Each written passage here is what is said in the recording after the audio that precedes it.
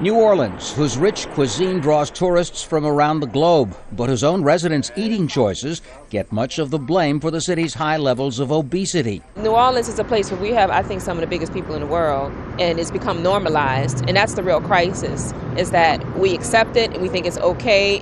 But not to the city's health and education policymakers who are trying to change bad habits from the ground up.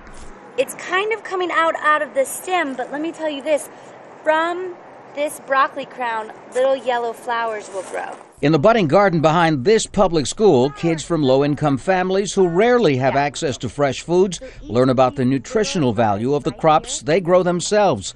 This is one of dozens of local programs around the nation trying to reverse the national epidemic of obesity. My favorite part of garden is when we get to sit back there and learn about food and healthy and crawl flowers make you strong and big and tall.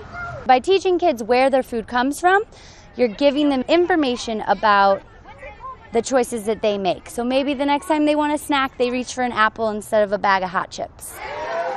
School lunch menus across the country have also been reformed to steer children toward better food options. A new federal nutrition law offers the schools cash incentives to limit calories and encourage more fresh produce in free or low-cost meals. This is the single biggest step any city, I think, has ever taken to curb obesity. Meanwhile, New York City has adopted a law limiting the size of sugary sodas in restaurants.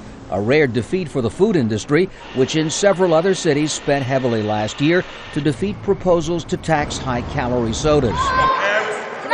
Boosting exercise habits, another challenge in the school's battle against obesity. Only a handful of states, not including this one, Louisiana, require a minimum physical education regimen for its school kids. Even fewer states ask for at least 20 minutes of daily recess play. But in her personal anti-obesity initiative, First Lady Michelle Obama has lent her charisma and influence to promote physical exercise and improve nutrition. She's the first African-American First Lady, and a lot of our young girls gravitate towards her because of that. And seeing her choose a healthy lifestyle, that's something that they can look up to. The anti-obesity campaign promises no quick or easy victories, but by planting the roots of new lifestyle habits at an early age, places like New Orleans hope to tip the scales toward a slimmer future. Tom Ackerman, Al Jazeera, New Orleans. Yeah!